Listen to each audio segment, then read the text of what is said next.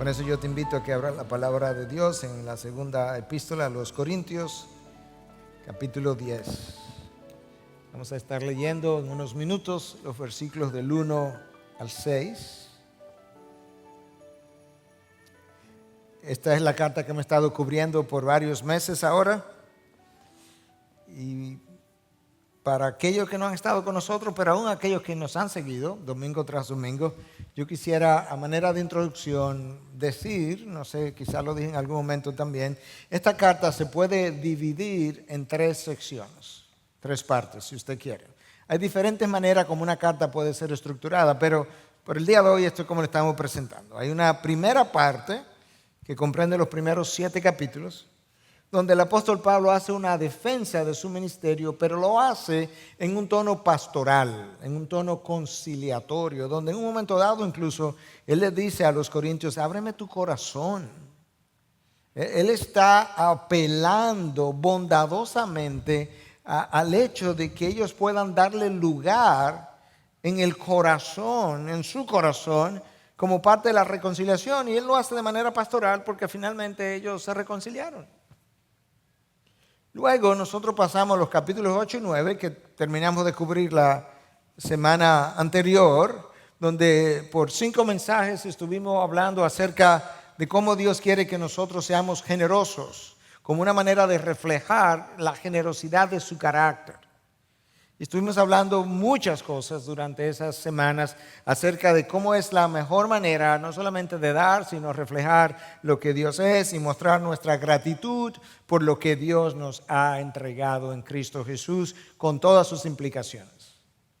En el día de hoy nosotros estamos entrando a la tercera sección de la carta, que va desde el capítulo 10 hasta el capítulo 13. Y en esta parte Pablo retoma la defensa de su ministerio, pero lo hace con otro tono. El tono sube, la retórica cambia, la intensidad aumenta, porque mayormente a quienes él se está dirigiendo ahora no es tanto a los hermanos en Corinto, sino a los falsos maestros que permanecen dentro o relacionados a la iglesia.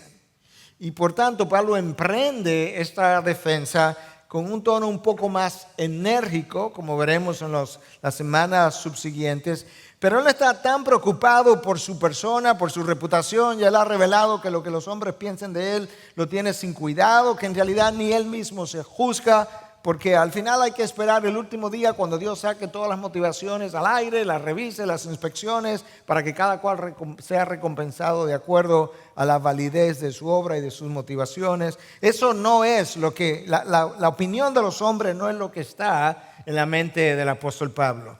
Es el evangelio que está en juego. Y por eso él emprende la defensa de esta causa, de este ministerio, de la manera como lo hace.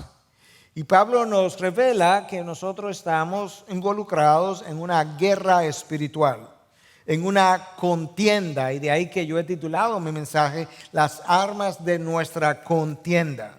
Es una guerra espiritual, es una guerra real, es una guerra continua, es contra huestes espirituales de maldad en las regiones celestiales. Es una guerra que tiene que ver con la mente del individuo, tiene que ver con el abrazar mentiras e ideologías que capturan la mente del creyente, del incrédulo, y que entonces los obligan a vivir de una manera.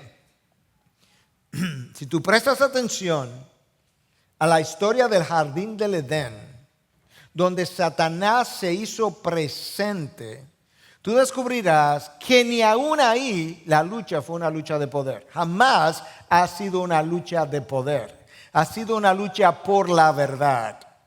Dios reveló su verdad a esta primera pareja. Satanás vino, trastornó la verdad, confundió su pensamiento. Ellos compraron la verdad y ellos perdieron la batalla.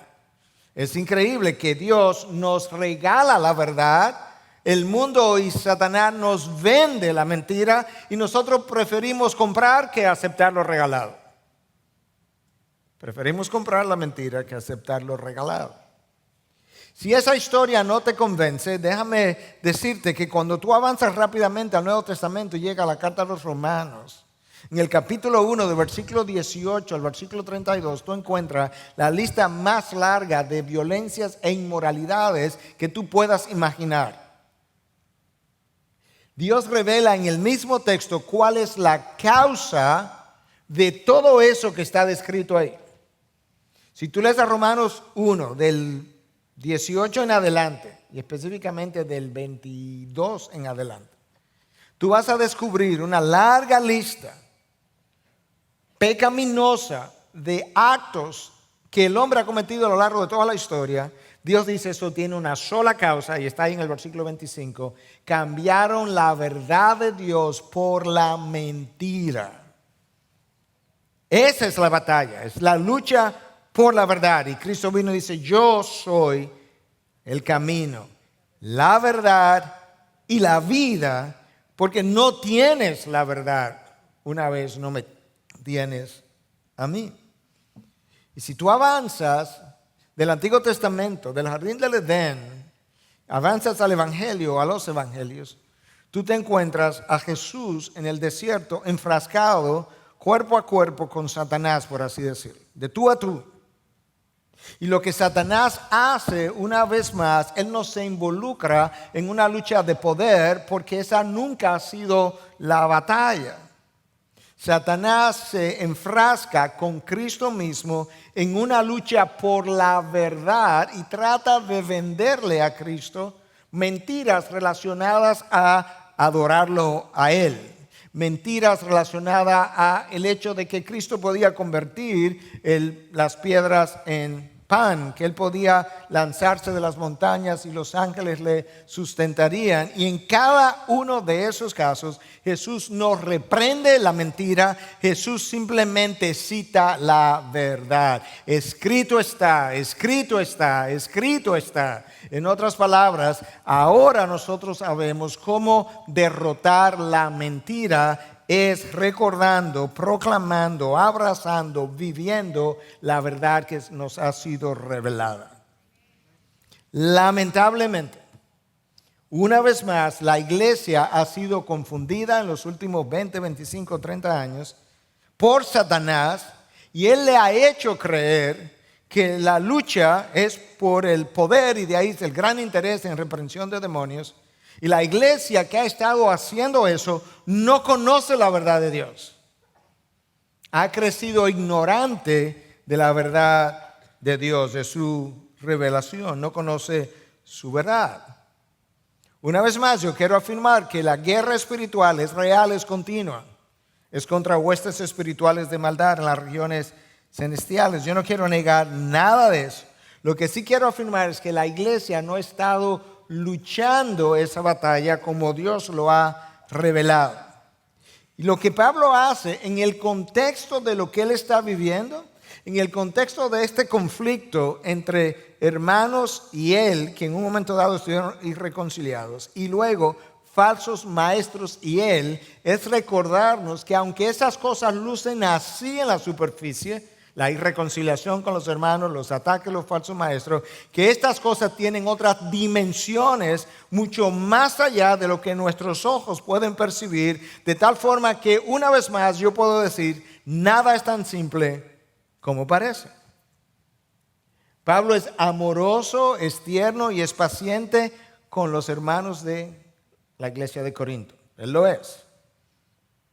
Porque él entiende la naturaleza de la batalla. Él entiende que estos hermanos en Corinto pueden estar equivocados, pueden acusarme falsamente, pero ellos no son mi enemigo. Ellos pertenecen a la misma familia, al mismo padre que yo. Mi enemigo real son estos falsos maestros a quienes él llama lobos rapaces en Hechos 20, hablando con los ancianos de la ciudad de Éfeso, en la ciudad de Mileto. A quien él les llama, cuando le escribe a los filipenses, en 3:2 le llamas perros. Algunos de ustedes han pensado en ocasiones cuando yo he dicho algunas cosas, pastor, eso es fuerte, pero yo nunca he llamado perro a nadie, ni pretendo hacerlo. Pero Pablo se atrevió. Y la razón es una. Lo que parece estar en juego es la reputación de mi persona, podría Pablo decir, o la reputación de mi ministerio, pero en realidad ese no es el meollo del asunto. El meollo del asunto es que lo que está en juego es el evangelio mismo.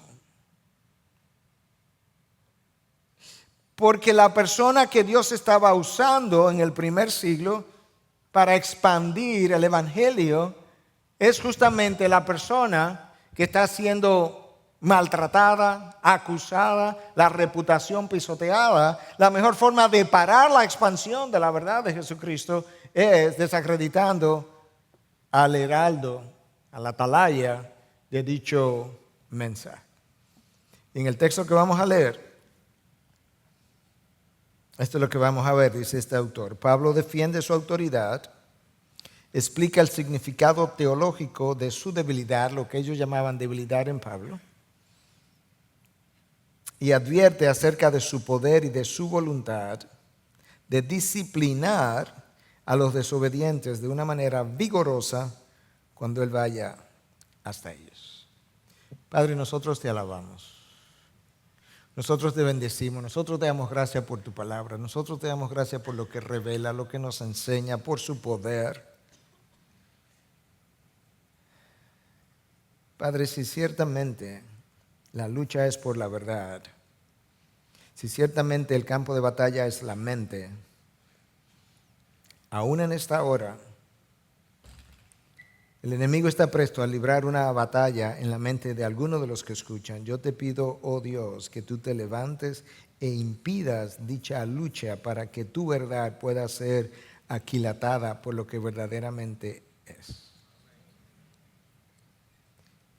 Padre, yo quiero darte gracias porque en el día de ayer y específicamente en las horas tardes del día, se libró sobre mi mente una batalla descomunal que impedía que este mensaje pudiera salir. Pero yo te doy gracias que cuando yo clamé a ti, tú me oíste, como tú dices en tu palabra, y que tú lo hiciste posible. Cuida mi mente ahora, oh Dios, mientras yo expongo tu verdad. En Cristo Jesús. Amén. Amén. Bueno, yo me imagino que tú quieres oír a Dios. Si tú quieres oír a Dios, lo vas a oír, porque yo te lo voy a leer en voz alta. Capítulo 10, versículo 1, segunda carta a los Corintios.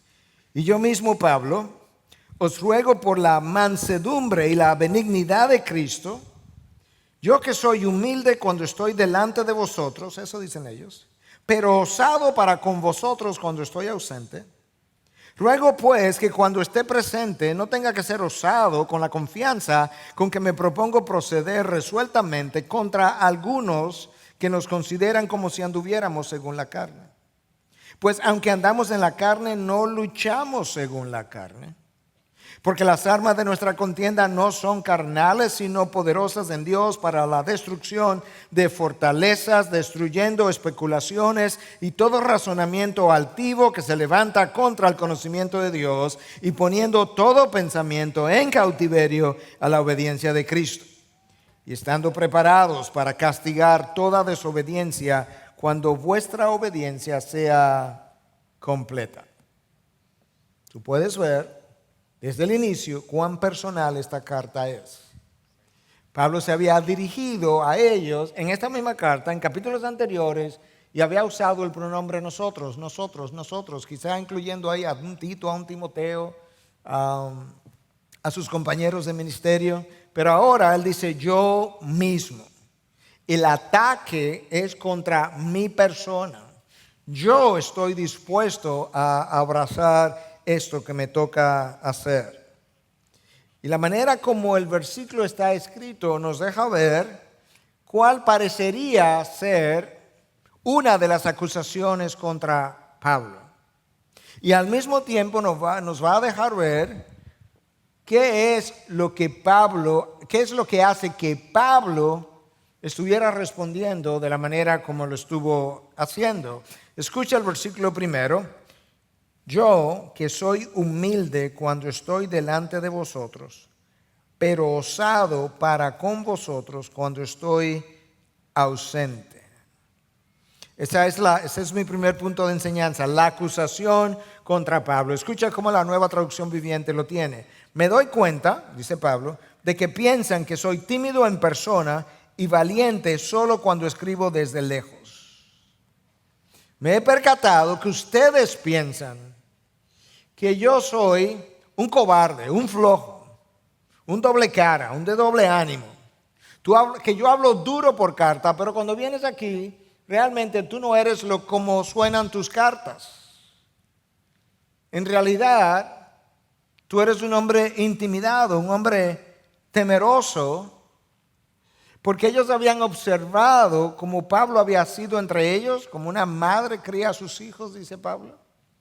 Y habían concluido, no que eso era una fortaleza que él tenía como fruto de la imagen de Cristo que se estaba formando en él, sino una debilidad.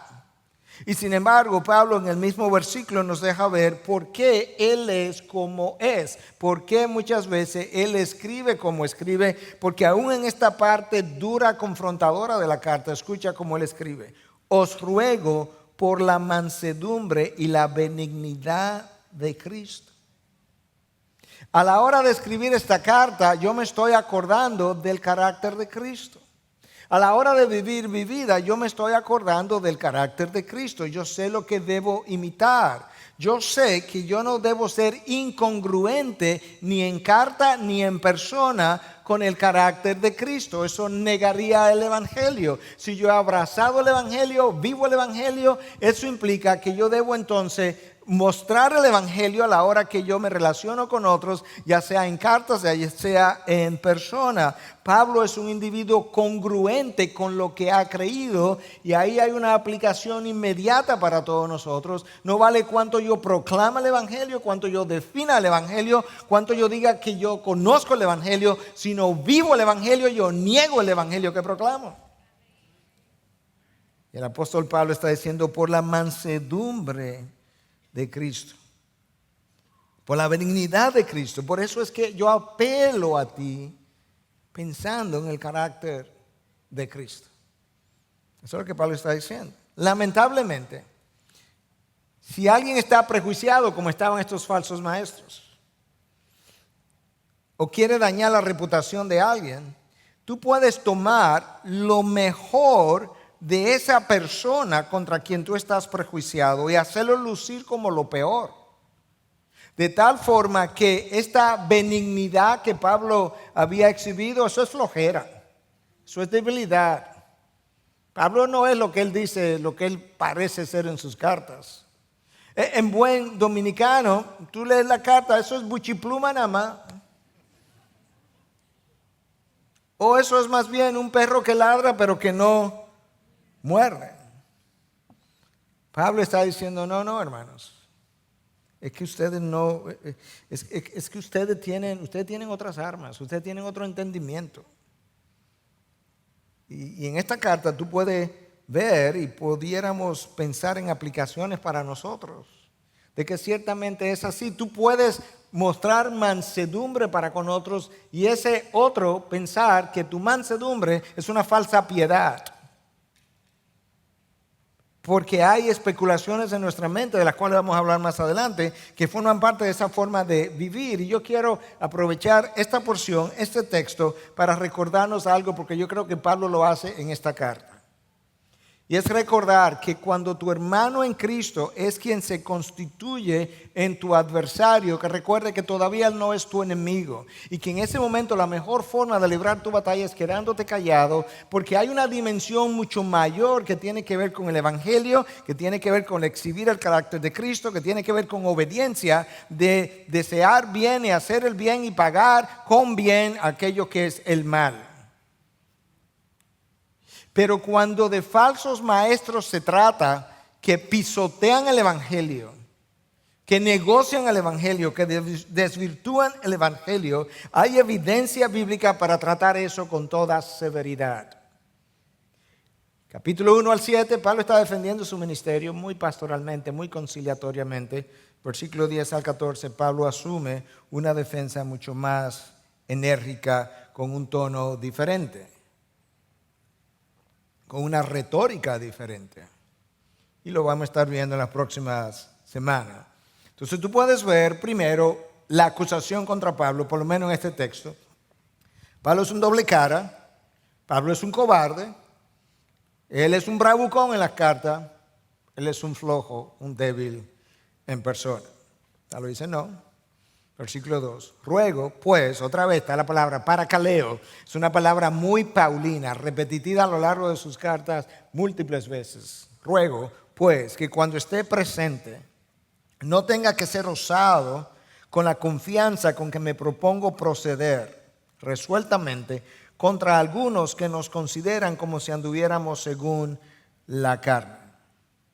Pablo está diciendo, yo les imploro, Corintios, ustedes que tienen estos falsos maestros ahí, traten con ellos para que cuando yo llegue yo no tenga que ejercer la osadía de tener que confrontarlos y quizás yo pueda ser manso otra vez entre ustedes. Pero yo estoy dispuesto, cuando yo vaya, si ustedes no lo hacen, a ejercer mi autoridad apostólica contra aquellos que están desvirtuando la verdad. Pero a ustedes les toca hacer algo, de manera que es como si Pablo estuviera diciendo, no me fuerces, no me empujes, no me provoques, no permita que yo tenga que llegar hasta allá para ejercer esta autoridad, pero si tengo que hacerlo, yo lo voy a hacer.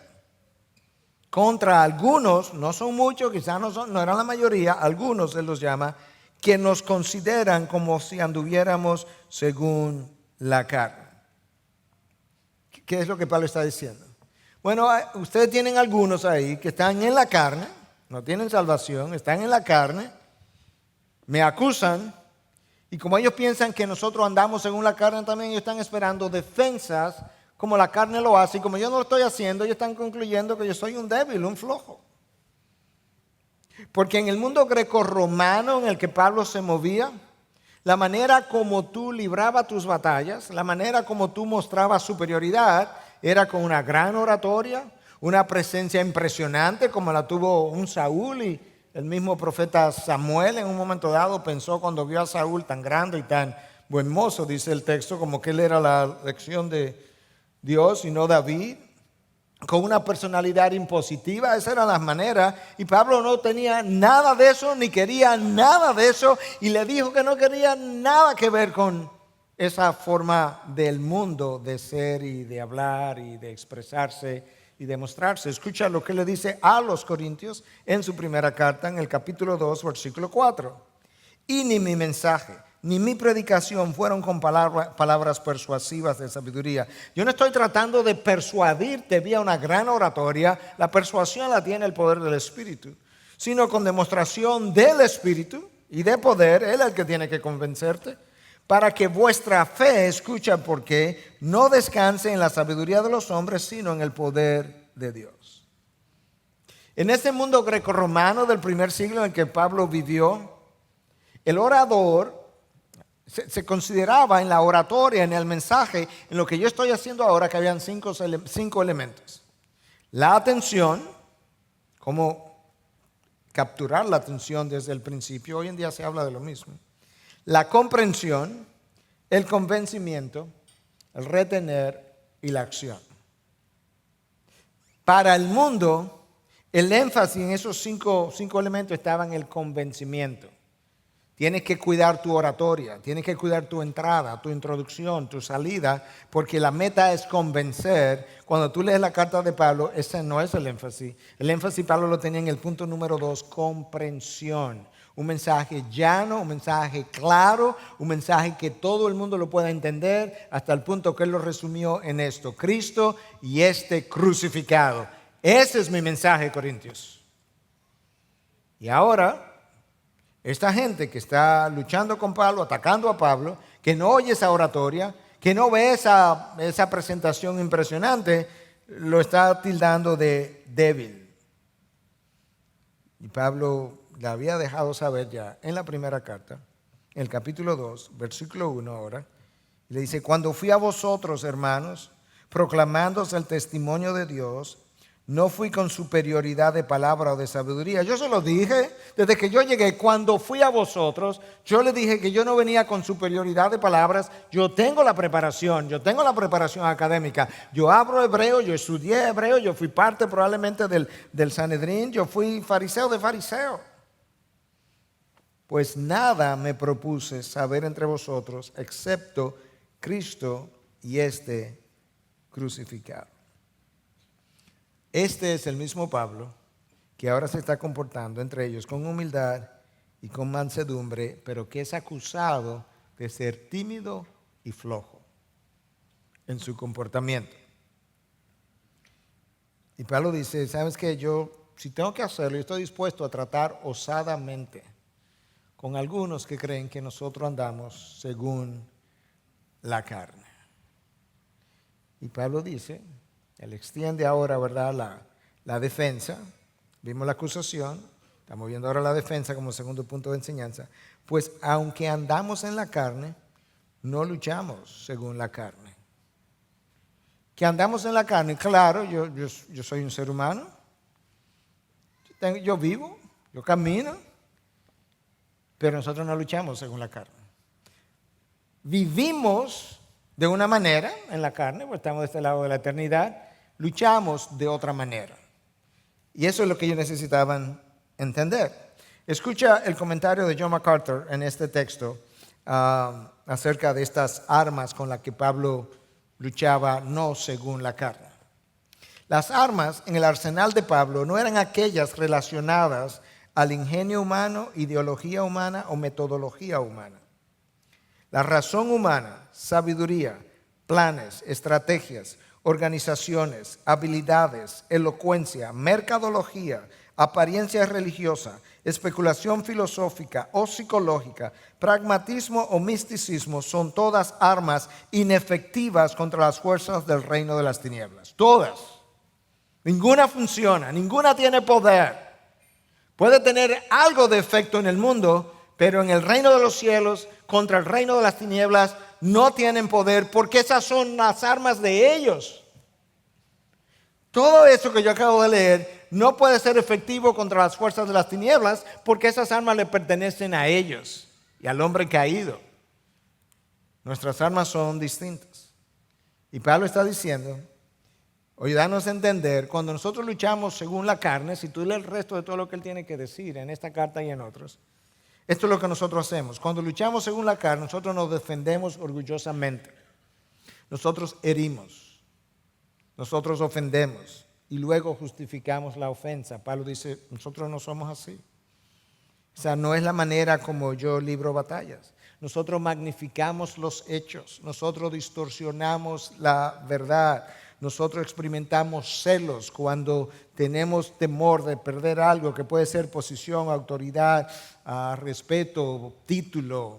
Nos sentimos celosos o sentimos envidia cuando Dios ha dotado a uno con un don, una gracia mayor que la que me ha dotado a mí. En vez de celebrar ese dote de Dios, experimentamos envidia y entonces reaccionamos envidiosamente. Y todo eso son formas como el mundo lucha. Pablo dice, nosotros no somos así.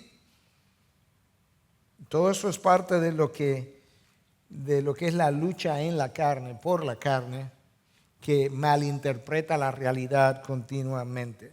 Pablo dice, esa no es nuestra estrategia, pero no interprete nuestra estrategia como debilidad, como incapacidad o como temor, porque no lo es. No interprete la manera como nosotros luchamos esa batalla como una debilidad, como una incapacidad, como un temor, porque no lo es. Y eso entonces me lleva a mi tercer punto. El primer punto de enseñanza era la acusación contra Pablo. Un hombre flojo, un hombre de doble ánimo, se comporta de una manera en su ausencia, de otra manera cuando está presente. Segundo punto, la defensa. Y Pablo está explicando desde el inicio que él anda en la carne, pero no lucha según la carne. Comienza a introducir algo que para mí es el corazón de este texto. Y es lo que sigue, que se constituye en mi tercer punto, pero que está íntimamente atado al segundo, pero que yo he querido separarlo, y este es mi punto. Las armas espirituales del apóstol Pablo y de todo creyente no son carnales, no son de este mundo, no tienen efecto en la lucha que tú quieres librar todos los días. Escucha como Pablo lo dice en los versículos 4 y 5. Porque las armas de nuestra contienda no son carnales, sino poderosas en Dios para la destrucción de fortalezas, destruyendo especulaciones y todo razonamiento altivo que se levanta contra el conocimiento de Dios y poniendo todo pensamiento en cautiverio a la obediencia de Cristo. Ese texto que yo acabo de leer está lleno, impregnado de enseñanza, como dirían en inglés, is pregnant with meaning. Está preñado de significado, de contenido. Escucha brevemente todo lo que Pablo dice en 2 versículos. Estamos involucrados en una contienda. Hay una afirmación categórica. Número 2, nosotros tenemos armas de defensa para esa contienda. Número 3, estas armas son poderosas en Dios, no en el mundo, en Dios. Dios dispuso de esas armas, no carnales, con un fin en particular, destrucción. Estas armas son poderosas hasta el punto que son destructivas. ¿De qué? De fortalezas, de especulaciones y de pensamientos altivos, rebeldes que se levantan en contra de Dios. Y luego Pablo revela en 2 versículos todo eso, cómo luchar echar esta lucha, poniendo todo pensamiento en cautiverio a la obediencia de Cristo. Todo eso está ahí, pero eso hay que desempacarlo ahora. Porque no podemos decir ya terminamos, ya aprendimos todo lo que ahí está. No, nosotros tenemos que desempacar eso usando la misma palabra. En parte, si tú tienes que pensar en esta carta, primero en términos del contexto inmediato. ¿Cuál es el contexto inmediato? Hay falsos maestros en la iglesia de Corinto que han ido engañando a los creyentes. Hay creyentes que han sido engañados incluso, que terminaron hasta acusando a Pablo. Pablo ahora se reconcilia con ellos. Estos creyentes arremeten contra Pablo aún más y lo acusan de todo tipo de conductas dobles. Y Pablo nos está diciendo, hermano, eso es lo que se ve. Pero yo quiero que tú entiendas que esto tiene otra dimensión. Que estas cosas se entretejen en las regiones celestiales y se libran a través de los hombres. Es parte de un plan de destrucción de mi persona, de mi testimonio. Pero no es a mí que están apuntando, es al mensaje que yo proclamo. No es a mi reino, porque yo no tengo ninguno, es al reino que yo represento y tú y yo tenemos que verlo de esa manera todo el tiempo.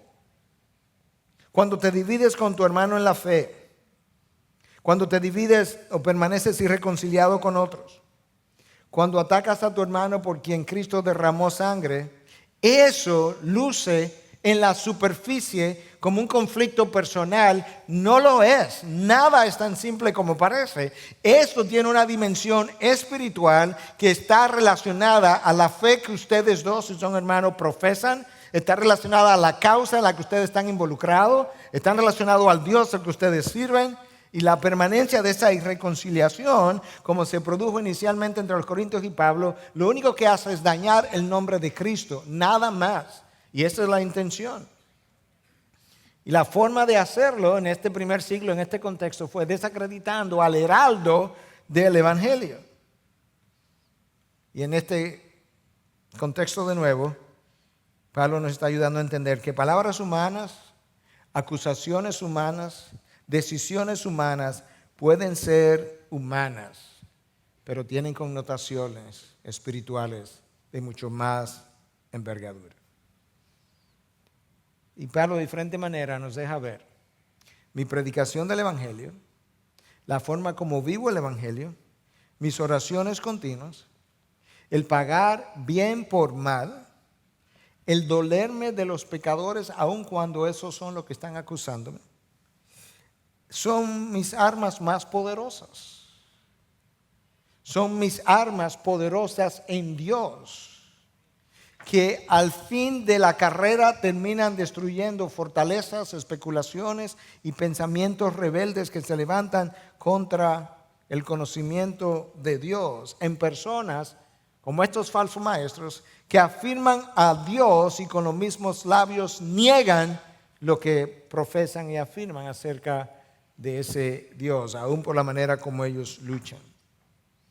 Y yo quiero usar este pasaje, que tiene que ver todo con lo que voy a continuar exponiendo, para recordarnos que la mente es el campo de batalla. No es una lucha por el poder, hermanos, es una lucha por la verdad. Y la mente es el campo de batalla por algo que Dios ya reveló en Proverbios, pues como piensa dentro de sí, así es. Si logro cambiar la verdad de Dios por la mentira, tú estarás pensando de otra manera. De la forma que comiences a pensar entonces erróneamente, así eres ahora y así actuarás en lo adelante. Escucha esto, te lo voy a repetir más de una vez, porque está escrito así intencionalmente. Si tu mente interpreta mal la realidad, actuarás mal, porque para ti la distorsión de la realidad es la verdadera realidad, cuando en realidad esa no es la realidad. Lo voy a repetir otra vez. Pero no es mal español con repetición incoordinada de la palabra realidad, es intencional. Si tu mente interpreta mal la realidad, actuarás mal.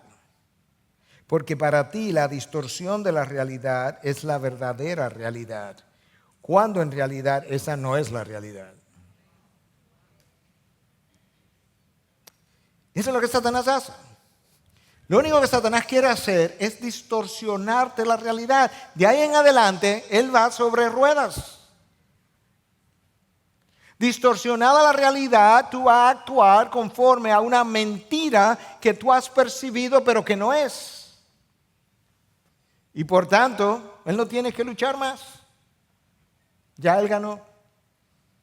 La mente es el centro de operaciones.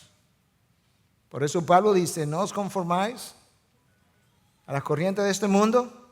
Pero ¿y cómo yo hago eso, Pablo? Tengo que ser transformado por medio de ¿qué? De la renovación de mi mente. Él sabe bien dónde que está el ataque.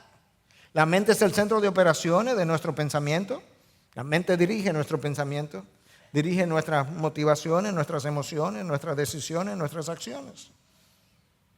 Satanás puede ganar acceso a tu mente y no es vía una posesión de demonio. Es haciendo uso de palabras que otros dicen, que otros pronuncian, ayudándotela a procesar de una manera pecaminosa para que tú puedas responder pecaminosamente. Una vez tu mente está llena de mentiras que no corresponden a la revelación de Dios, ya tú has sido afectado grandemente. Tu mente ha sido distraída. Y si tu mente está llena de mentiras y está distraída, ya tú ni siquiera puedes amar al Señor tu Dios con todo tu corazón, con toda tu fuerza, con toda tu alma y con toda tu mente, porque tu mente está en otra cosa. En ese mandamiento, el amar a Dios con tu mente no está ahí por accidente. No es una forma más de decir algo poético y bonito. No, es algo que tiene que ocurrir en verdad. Que mi mente tiene que estar llena con su revelación. Y esto es lo que ocurre. Mi mente piensa conforme a valores que nosotros acumulamos a lo largo de los años. ¿Y qué es un valor? Un valor es algo que tiene mérito o significado para nosotros y que nos lleva a reaccionar y a comportarnos de una forma determinada. Un valor es algo, lo que sea, que tiene significado para mí y que me lleva a comportar de una manera determinada que frecuentemente es pecaminosa. Porque eso es importante en el entendimiento de esta batalla que se da en la mente. Porque mis valores originan mis emociones, mis sentimientos, mis deseos, mis hábitos y patrones de comportamiento. Mis valores originan cómo yo pienso, cómo yo reacciono emocionalmente, deseos que tengo, hábitos que cultivo y patrones de comportamiento.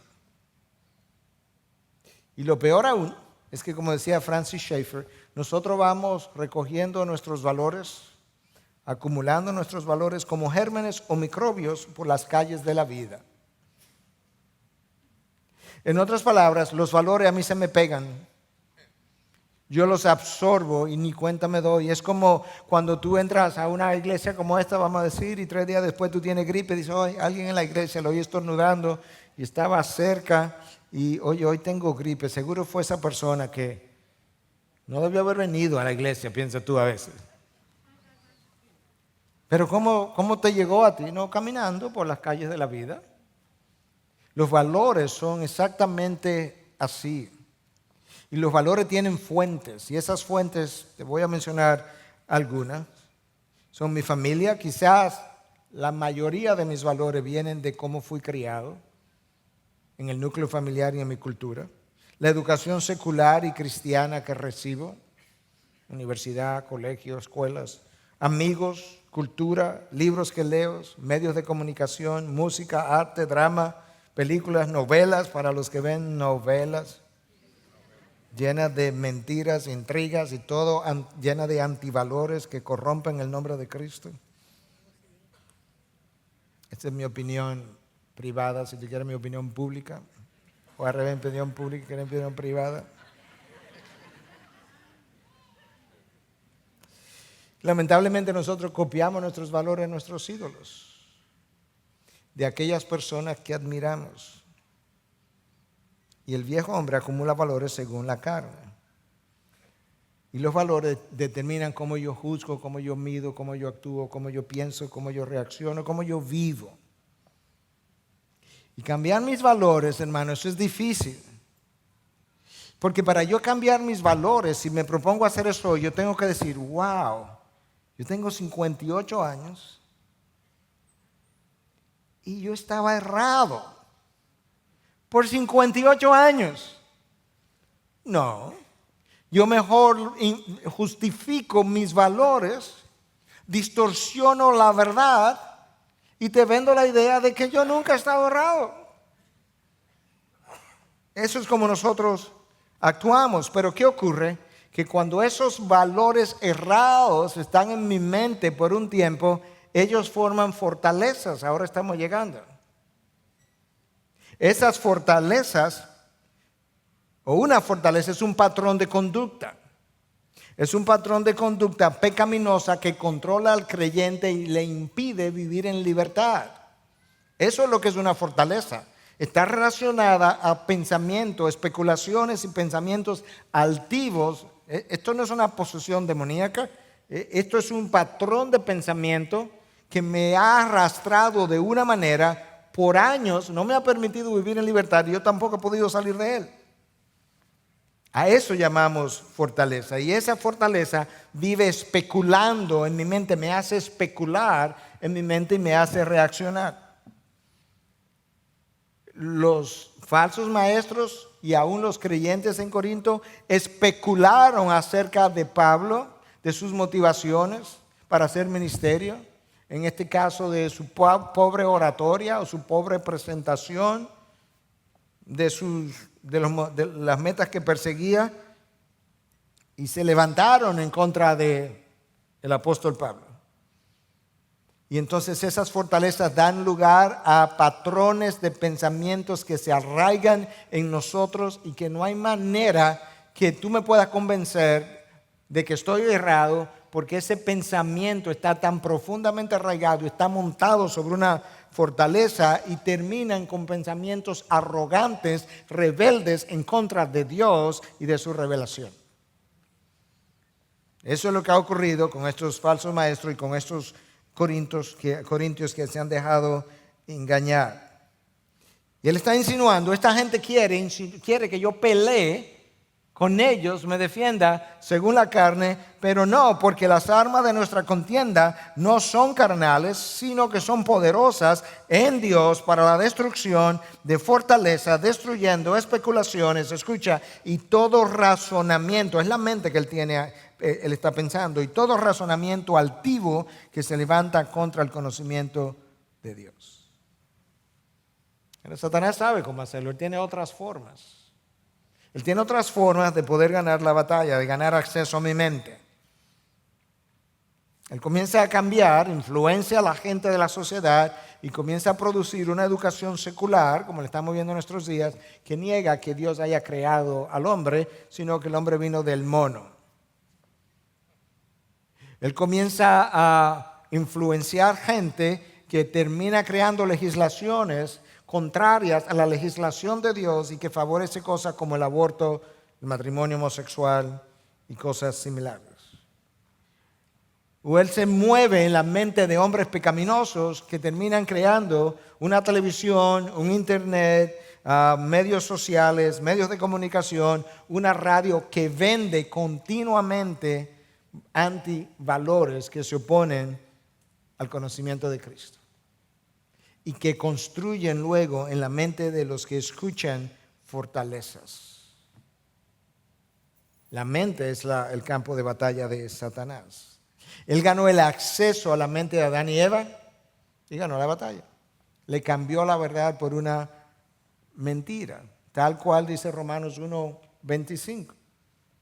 Recuerda las palabras del apóstol Pedro. Como apóstol tenía ciertos dones que nosotros no tenemos y cierto entendimiento que nosotros no tenemos.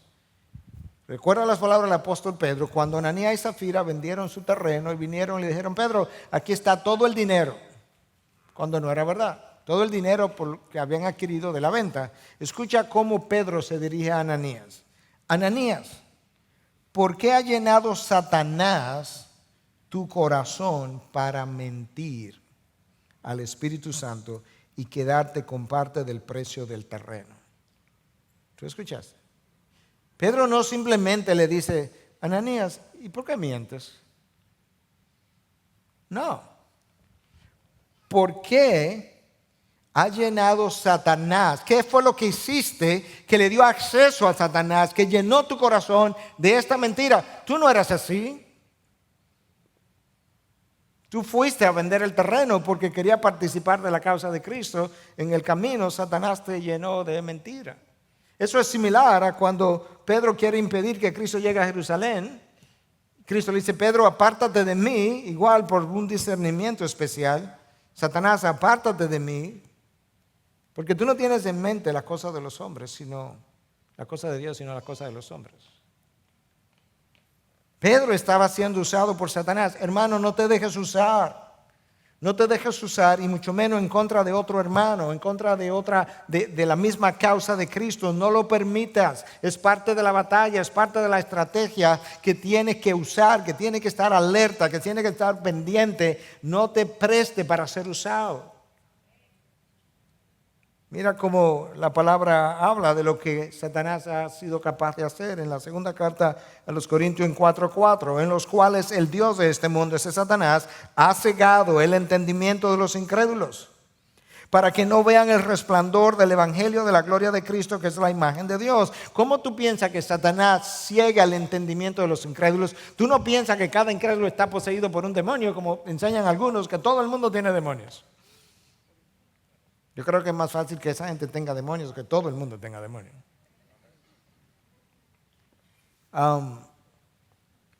¿Cómo Satanás ciega el entendimiento de los incrédulos? De la manera que hemos venido diciendo. Él te vende una mentira, como lo hizo con Adán y Eva. Tú compras la mentira pasa a ser la realidad. Ya, está cegado. Está cegado a la verdad. Porque tú tienes como realidad la mentira.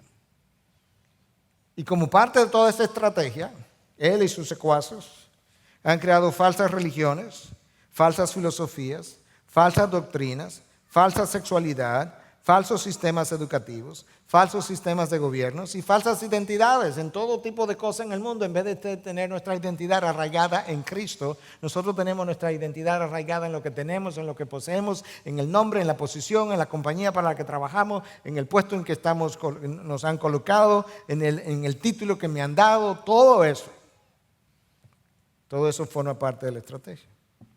Escucha, hay una lucha, es real, es continua y es contra huestes espirituales de maldad en las regiones celestiales. Y parte de la manera como eso es llevado a cabo es vía el engaño, la mentira, la acusación contra otros, vía oposición, vía oposición, a veces abierta, a veces a través de incrédulos, a veces a través de creyentes, pero es como se lleva a cabo. Pastor, pero esto es fuerte, sí es fuerte, pero no más fuerte que las armas en Cristo Jesús, que son poderosas para destruir todo lo que mi mente, mi carne, el mundo construyó en mí y que se constituyó en fortaleza. Entonces, ¿cómo logramos la batalla? Pablo dice, hay que desempacarlo, pero Pablo dice, versículo 5, segunda parte, poniendo todo pensamiento en cautiverio a la obediencia de Cristo. Eso es como lo hacemos.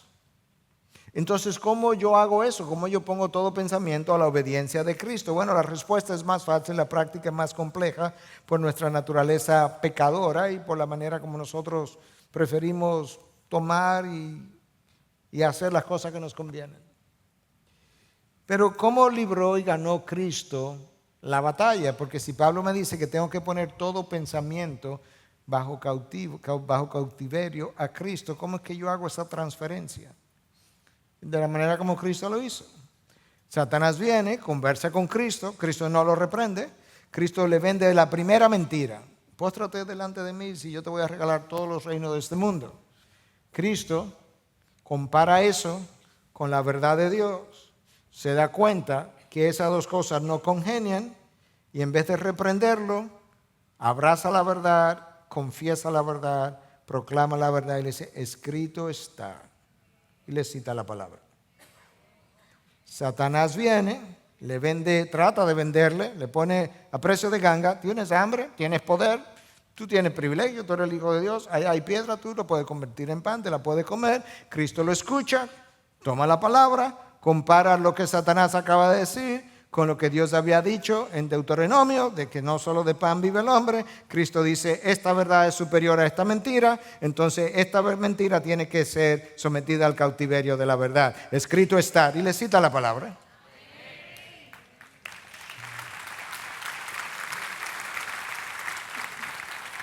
Satanás lo invita a lanzarse del monte, que los ángeles vendrían y le atenderían. Cristo hace la misma cosa. Él compara esta mentira con lo que Dios había revelado en los Salmos y dice, no, eso no es así, y vuelve y le cita la palabra. ¿Y sabe lo que dice la palabra? Que Satanás lo dejó. Y la palabra nos dice, nos instruye, resistir al diablo coma, ¿y qué cosa? Y él huirá de vosotros. La palabra afirma lo que Cristo hizo. Resistir al diablo y él huirá de vosotros. Lo único que tiene que hacer es estar firme en su palabra. Eso es lo único que necesita y él huirá. Mira de qué manera la palabra una y otra vez nos insta, nos invita, nos motiva a estar firme en su verdad. Te lo voy a leer. 1 Corintios 15, 58. Por tanto, mis amados hermanos, estad firmes. 1 Corintios 16, 13. Estar alerta, permaneced firmes en la fe. Portaos varonilmente, sed fuertes. 2 Corintios 1, 2. Porque en la fe permanecéis firmes. Gálatas 5, 1. Por tanto, permaneced firmes. Llego a Efesios, capítulo 6, versículo 10 al 14. De ahí solamente se habla de guerra espiritual. Escucha lo que dice.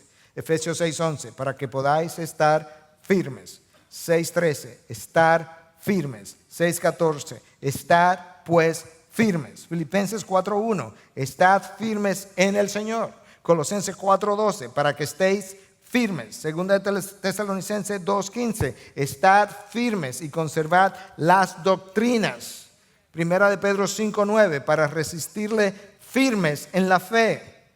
¿Te das cuenta que el llamado es a estar firmes? Y los textos que te leí nos dicen incluso dónde que vamos a estar firmes. Firmes en la fe, firmes en la voluntad de Dios, firmes en la doctrina. Eso es, tú confías y confías en lo que Dios ha dicho, confías en lo que Dios ha revelado y no desconfías de nada de lo que Dios ha puesto en tus manos vía su revelación y no crees nada de lo que Satanás te quiera vender o el mundo te quiera vender. Número 1. Número 2, tú buscas la voluntad de Dios, te sometes a la voluntad de Dios, celebras la voluntad de Dios, permaneces firmes en la voluntad de Dios. Número 3, no negocie el evangelio, necesita estar firmes en las doctrinas.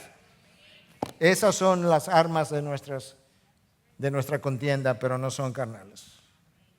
Es la manera de llevar a cabo la lucha espiritual. Ahora, para cerrar,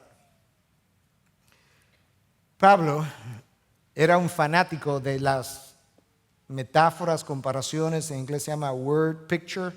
Es una palabra que te da como un cuadro y eso tiene múltiples enseñanzas.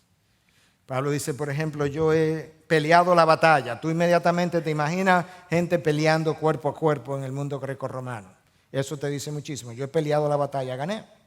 Dios ganó, me hizo ganar, pero esa es la idea, gané. Yo he corrido la carrera. Tú inmediatamente tienes una idea completa de muchas cosas. Ya yo corrí la carrera. Es el atleta que está terminando, está a punto de cruzar la raya, esa es entrar en gloria, y Pablo está anticipando eso como con los brazos en alto cuando tú ves ese corredor que viene y rompe la cinta. Así está Pablo pensando, que yo me muera, rompí la cinta. Aquí Pablo, la imagen que usa, y sobre todo en el lenguaje original, es una imagen de batalla. Y los académicos así lo entienden y piensan que con toda probabilidad, Pablo lo que tiene en mente para describir esto que él nos enseñó es otra imagen de cómo se libraban las batallas en la antigüedad. En la antigüedad, las ciudades había que conquistarlas, igual que hoy cuando tú estás en batalla. Las ciudades estaban rodeadas de murallas y las murallas eran fortalezas, literalmente. La estrategia de batalla en la antigüedad era, tú tienes que derrumbar la muralla. Usted ha visto eso en películas, a veces traían torres con las cuales se golpeaban estas murallas para derribarlas. Una vez tú derribas las murallas, tú penetras el interior, apresa a los soldados que estaban involucrados, lo hace cautivos a los soldados que estaban involucrados en la lucha, y a los rebeldes tú lo castigas. Piensa en eso, tú destruyes las murallas, tú apresas a los soldados, castigas a los rebeldes. Escuche el texto ahora otra vez. Versículos 4 y 5. Porque las armas de nuestra contienda no son carnales, sino poderosas en Dios para la destrucción de fortalezas. Ahí están las murallas de la ciudad, pero aplicado a cómo que esto se libra en nuestra mente.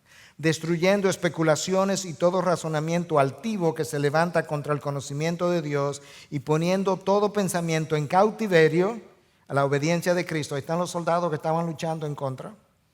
Estos pensamientos altivos, especulaciones, luchaban en contra, tú lo tienes que someter, llevarlo al cautiverio.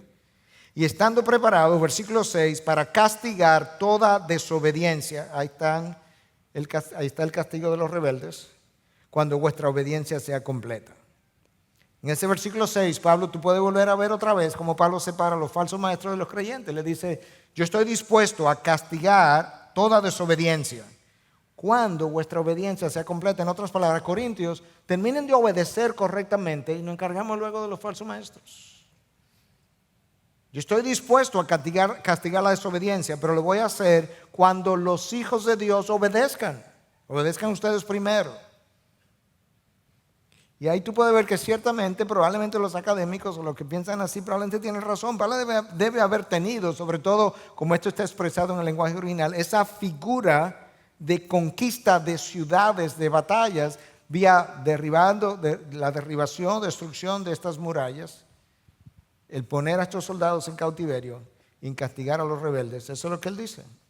Nuestras armas son poderosas en Cristo Jesús para destrucción de fortalezas, especulaciones, todo pensamiento altivo. Esos pensamientos que luchan hay que someterlos, hay que llevarlos en cautiverio a los pies de Cristo. Y a los rebeldes, lo que permanece, ¿qué tú haces? No lo castigan.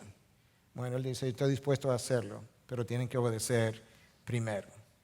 ¿Te imaginas todo lo que Dios nos da en pocos versículos para que nosotros aprendamos a cómo vivir victoriosamente, a cómo librar una batalla que es real, que es continua, pero que trasciende nuestra dimensión, que tiene que ver con fuerzas espirituales de maldad en regiones celestiales? Y cómo tú y yo necesitamos mucho más discernimiento, pero sobre todo permanecer firme en su verdad. Pero tiene que conocer la verdad, tiene que vivir la verdad, tienes que pensar la verdad, tienes que comparar la verdad con el error con la verdad y tienes que siempre darle prioridad a la verdad sobre el error si vas a triunfar. Y eso tú lo haces en Cristo Jesús. Sin Cristo no lo puedes hacer. Porque separados de mí, nada podéis hacer. Absolutamente nada. Yo fui a la cruz, perdoné tus pecados, pero fui yo que desarmé las fuerzas de las tinieblas en la cruz. Y ahora tú estás en Cristo. Y las armas que tú tienes son poderosas, pero en Cristo. De manera que tienes que caminar conmigo. Tienes que luchar desde Cristo hacia afuera.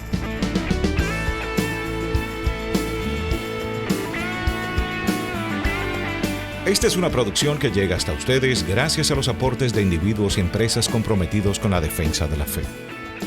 Para más información, preguntas y comentarios, visite nuestra página de internet www.integridadysabiduría.org.